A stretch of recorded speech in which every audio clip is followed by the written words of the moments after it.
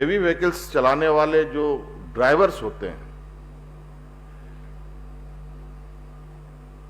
वो ड्राइवर कभी दोबारा नहीं चाहता है कि मेरा बेटा ड्राइवर बने, जबकि इस ड्राइवर का प्रोफेशन को दूसरे देशों में बहुत सम्मान से देखा जाता है। लेकिन हमारे इस देश के अंदर इस प्रोफेशन को बहुत अच्छे नजरों से देखा जाता है, मैं नहीं कह सकता। हमें इस विषय पर भी काम करना चाहिए और इस तरीके से हमारी पॉलिसीज भी बने कि ये जो हेवी व्हीकल्स चलाने वाले जो ऑपरेटर्स हैं, उनके परिवार को, उनको भी सम्मान मिले। नहीं तो आने वाला समय में हेवी व्हीकल्स चलाने वाले ड्राइवर नहीं मिलेंगे।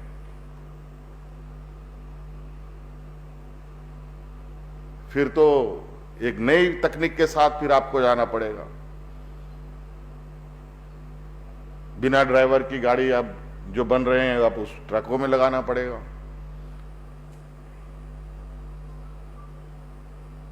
लेकिन आज जो लाखों करोड़ों लोग इससे जुड़े हैं, अब उसको जो रास्ता, इस रास्ते को बंद करेंगे तो दूसरा रास्ता तैयार करना पड़ेगा।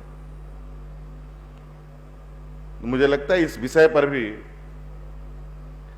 एक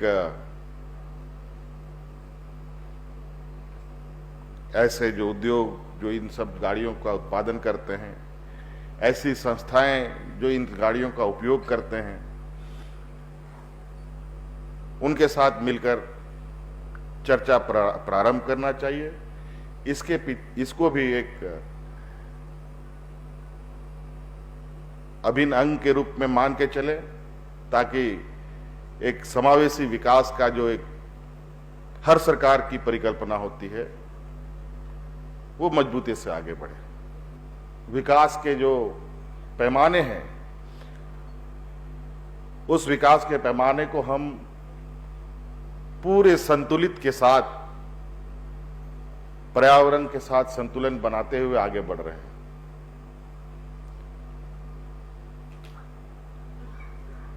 तो मुझे लगता है इसमें बहुत कुछ कहने की आवश्यकता नहीं है। आज जो मैं आपके प्रेजेंटेशन में देख रहा था कि अभी फिलहाल हम लोग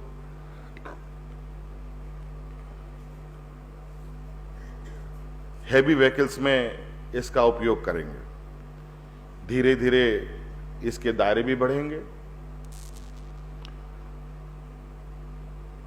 और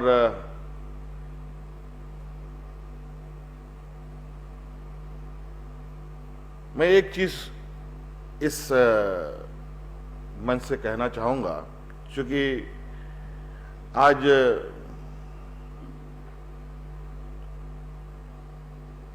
स्वच्छ ऊर्जा पर तो हम लोग काम कर रहे हैं।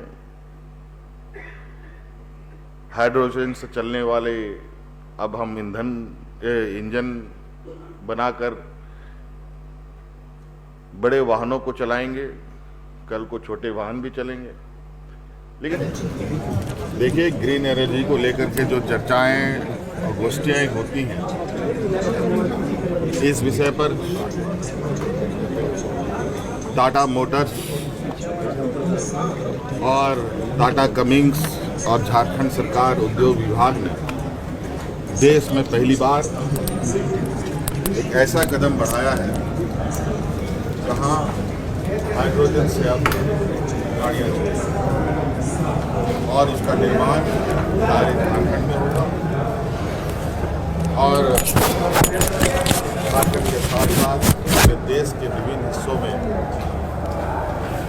इसका इस्तेमाल किया जाएगा। तो निश्चित रूप से जो पर्यावरण परिवर्तन है, जलवायु परिवर्तन है, जो चिंता का विषय है, उस चिंता को कम करने में झारखंड का आज का ये समारोह एक मील का